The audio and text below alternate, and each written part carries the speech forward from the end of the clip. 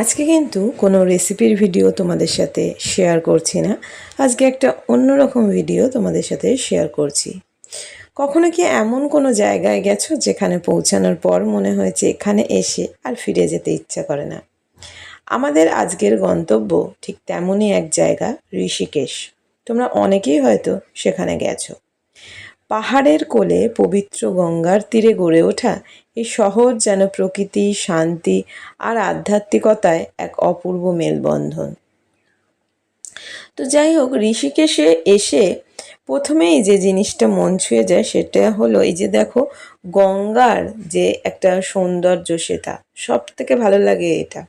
এখানে দেখবে যেন মনে হয় যে কত শান্তি। পাহাড়ের মাঝ দিয়ে বয়ে চলা যে স্বচ্ছ গঙ্গার স্রোত আর চারপাশের মনোরম পরিবেশ, সব মিলিয়ে মুহূর্তটা হয়ে ওঠে একেবারে অন্যরকম। এখানে গঙ্গার ধারে দাঁড়িয়ে কিছুটা সময় কাটালেই মনে হয় জীবনের সমস্ত ব্যস্ততা যেন একটু থেমে গেছে। আর এই যে সন্ধ্যায় গঙ্গা আরতির সেই পবিত্র পরিবেশ সত্যি ভাষায় প্রকাশ করার মতো নয়। এইখানে যে পুরো সাউন্ডটা তোমাদের সাথে আমি দেব, সেটা দিতে পারিনি, কপিরাইট আসার জন্য কিছুটা আমাকে কাট করতে হয়েছে। ইচ্ছা আছে শেষের দিকটা যদি পসিবল হয় দেয়ার, জানি না কপিরাইট আসবে কিনা। তো যাই হোক, দেখো, তবে ঋষিকেশ শুধু শান্তি আর আধ্যাত্মিকতার শহর নয়, এমনি যারা তোমরা অ্যাডভেঞ্চার ভালোবাসো তাদের জন্য কিন্তু দারুণ সব অভিজ্ঞতা রয়েছে এখানে। প্রকৃতির এত কাছে এসে গঙ্গা স্রোত আর পাহাড়ের সৌন্দর্যের মাঝে কাটানো এই সময়গুলি হয়তো খুব অল্প সময়ের, কেননা আমাদের সবাইকেই আবার বাড়ি ফিরতে হবে, যে যার কাজে যে যাকে ফিরতে হবে। কিন্তু এই যে স্মৃতি, এগুলো দেখবে অনেক দিন থেকে যায়। ঋষিকেশ তাই শুধু একটা কিন্তু ট্যুরিস্ট যে ডেস্টিনেশন সেটা কিন্তু নয়, এটা একটা আমাদের ফিলিংস, অনুভূতি, যে অনুভূতি একবার মনকে ছুঁয়ে গেলে বারবার ফিরে আসতে ইচ্ছা করে। তো যাই হোক, ভিডিওটা তোমাদের সাথে শেয়ার করছি। আমি একটু সাউন্ড দিচ্ছি।